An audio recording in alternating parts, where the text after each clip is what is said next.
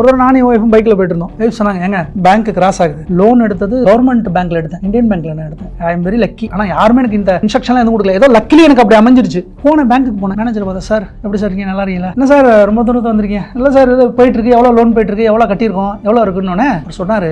9 லட்ச ரூபா நீங்க கட்டியிருக்கீங்க, 7 லட்ச ரூபா இன்ட்ரெஸ்ட், 2 லட்ச ரூபா கேபிட்டல். நானும் என் ஒய்ஃபும் ஒரு 30 செகண்ட் பேசல. ஒருத்தர் இப்படி பார்த்துட்டோம். திருப்பி இப்படி வந்து கேட்டேன், சார் 7 லட்ச ரூபா இன்ட்ரெஸ்ட் நான் அடைச்சிருக்கேன். ஆமா சார் 7 லட்ச ரூபா இன்ட்ரெஸ்ட் அப்படின்னு வெளில வந்தேன்.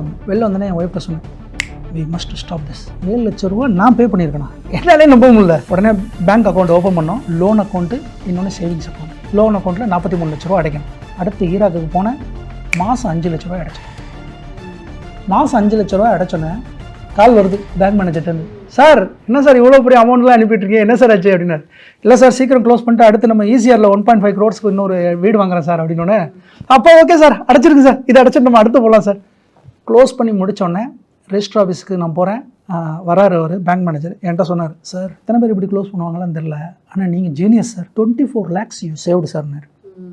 எப்படி சார் 24 lakhs அப்படின்னு? சார் 20 வருஷம் கட்ட வேண்டியதை வெறும் 6 மாதத்தில் முடிச்சிட்டீங்க.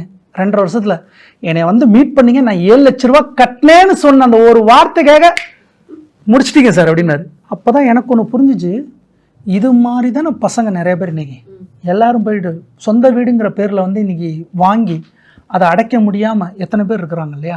இதுக்காகவே வேலை செய்கிற பேர், இதுக்காகவே வேலை செய்கிறாங்க நிறைய பேர். அவங்களுக்குலாம் நான் ஒன்றே சொல்லுவேன், at least you close the loan first. லோனை க்ளோஸ் பண்ணும் முதல்ல. அதுக்குன்னு போட்டு வர சேலரி போட்டு ட்ரேடிங் இண்டிங்கில் பண்ணி காசு வரணுங்கிறது அதெல்லாம் டோன்ட் டூ இட். அதெல்லாம் பண்ணாதீங்க. இருக்கிற கோல்டு இருக்குது, அதாவது செல் அவுட், நல்ல ரேட் இன்றைக்கலாம் செல் அவுட் பண்ணிட்டு first you make a house loan வந்து க்ளோஸ் பண்ணணும். அதாவது நம்ம சிப்லாம் இன்வெஸ்ட் பண்ணும்போது மந்த்லி பண்ணுவோம். லம்சமாக நம்ம கிட்ட ஒரு விஷயம் இருக்கும்.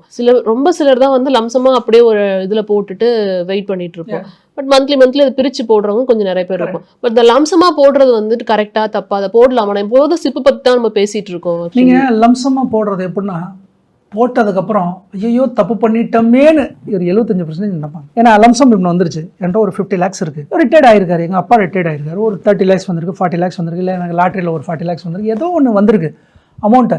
நான் ப்ராப்பர் ஃபினான்ஷியல் அட்வைசர் இல்லாமல் நான் டைரெக்டாக வேறு இதில் போட்டேன்னா கண்டிப்பாக அடுத்த 6ஆம் மாதம் நானே சொல்லுவேன், தெரியாமல் தப்பு பண்ணிட்டேன். அந்த தெரியாமல் தப்பு பண்ணிட்டேன்னு சொல்கிறதுக்கு பதிலாக அதை பிரித்து கரெக்டாக போடலாம். கார்ப்பரேட் பாண்டில் 10% ஆல்ரெடி நீங்க சொன்ன மாதிரி. ஆமா, அதே மாதிரி ஒய்ஃப்ட்ட ஒரு 20% கொடுத்து monthly scheme, gold go for monthly scheme போட சொல்றது. போஸ்ட் ஆஃபீஸில் போயிட்டு சீனியர் சிட்டிசனோ அல்லது SSYO ஏதோ ஒன்று கிரியேட் பண்ணுறது, ஸ்டார்ட் பண்ணுறது.